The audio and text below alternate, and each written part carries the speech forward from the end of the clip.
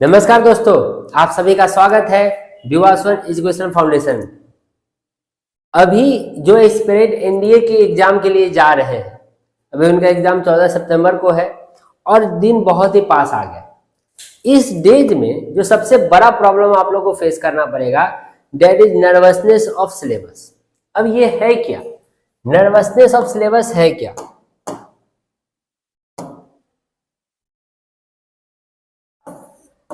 इस बात को अच्छे से आप समझ लीजिएगा।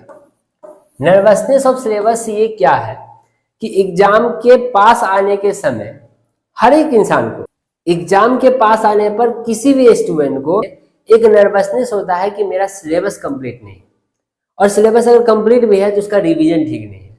ये एकदम आप लोग के पास जो दिमाग में क्वेश्चन जा रहा है, ये एकदम बेबुनियाद है। इस क्वेश्चन का कोई वैल्यू नहीं है। बिकॉज क्यों पता है? क्योंकि अगर हम सिलेबस देखें किसी भी एग्जामिनेशन का, तो सिलेबस क्या होता है? वो होता है ह्यूज।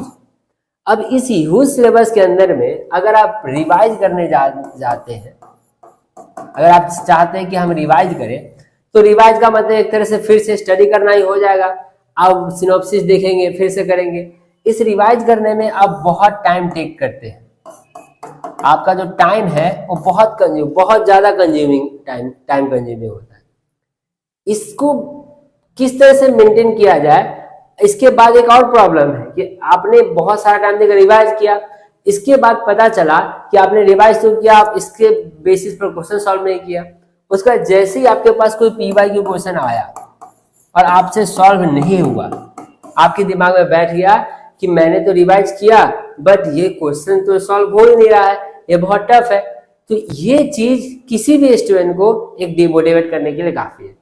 तो हम इस चीज को ओवरकम करने के लिए क्या करेंगे कि हम चीजों को डायरेक्टली रिवाइज नहीं करेंगे। हमने एक स्ट्रेटजी बनाएंगे, वहां पर चीजों को डायरेक्टली रिवाइज नहीं करेंगे, चीजों को पीवाईक्यू और मॉक के बेसिस पर रिवाइज करेंगे। जैसे कि मान लेते हैं हमने question number 1, question number 2, question number 3 try किया। अब क्वेश्चन नंबर 1 ट्राई करने में जो कोई कॉन्सेप्ट मान लेते हैं, कॉन्सेप्ट है कैलकुलस का।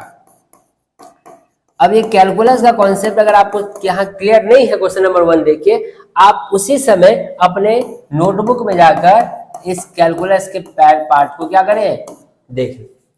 तो जैसे ही आपने ये देखा, आपके साथ क्वेश्चन अलाइन कर गया, आपका दोनों काम क्या हुआ, अलाइनमेंट में चला गया।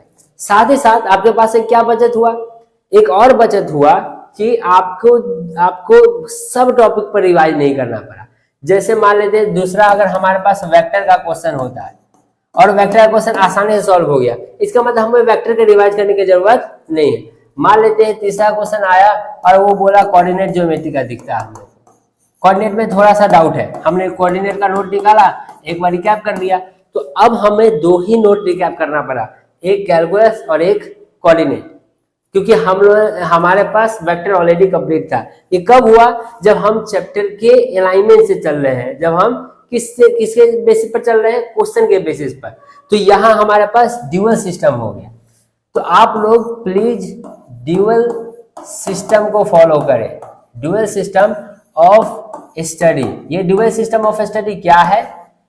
इसमें हम देखेंगे पीवाईक्यू या मॉक, और इसके साथ हम क्या करेंगे, इसके साथ रिवीजन।